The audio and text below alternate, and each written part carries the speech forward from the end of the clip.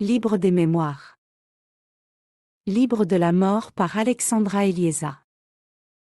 La mort, d'un côté, peut susciter de la peur, tandis que d'un autre, elle est parfois perçue comme une promesse de délivrance et de paix.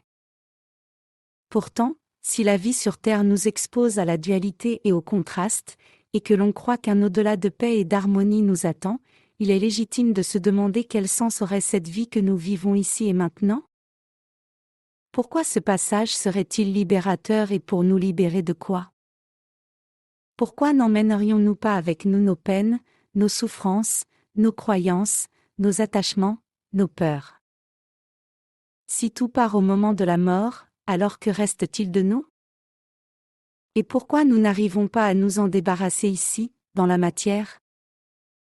Croire que la mort est douce et libératrice est une croyance dangereuse et retardataire pour l'évolution humaine. Il semble que beaucoup sont davantage attirés par l'idée de ce qui pourrait advenir après la mort, plutôt que d'embrasser pleinement l'instant présent.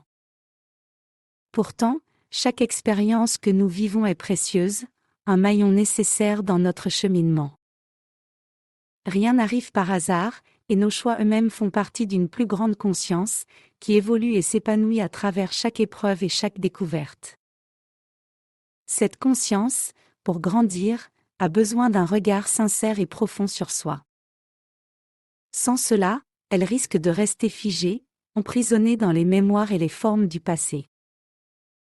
Lorsque nous ne prenons pas spontanément le temps d'examiner notre existence et de changer de perspective, la vie elle-même nous offre des moments de rupture, des chocs, pour nous inviter à nous éveiller.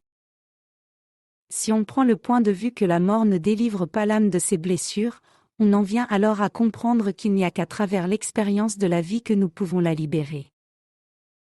Lorsque tu parles de tes blessures, l'émotion t'envahit, comme une étreinte douloureuse même lorsque, dans le présent, rien ne se passe. Puis, un jour, tu arrives à parler d'un événement douloureux sans que rien ne bouge à l'intérieur de toi. C'est cet état de sérénité qui libère la mémoire, l'âme des blessures. Il n'y a plus de prison émotionnelle, plus d'influence dans le présent. Vous vous libérez d'une croyance, d'un poids qui vous figeait. La mort ne devient plus une délivrance dans votre psyché puisque vous êtes déjà libre. Et c'est à travers l'épreuve, doucement, que l'esprit fait son chemin et rend la conscience plus vaste au fur et à mesure des libérations mémorielles pour accueillir la paix.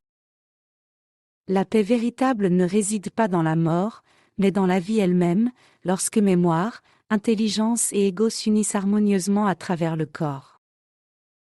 C'est dans cet équilibre vivant, dans cette plénitude de l'être, que nous pouvons trouver la sérénité tant recherchée. Si la mort n'existait pas, nous chercherions davantage à vivre en paix pour notre propre existence.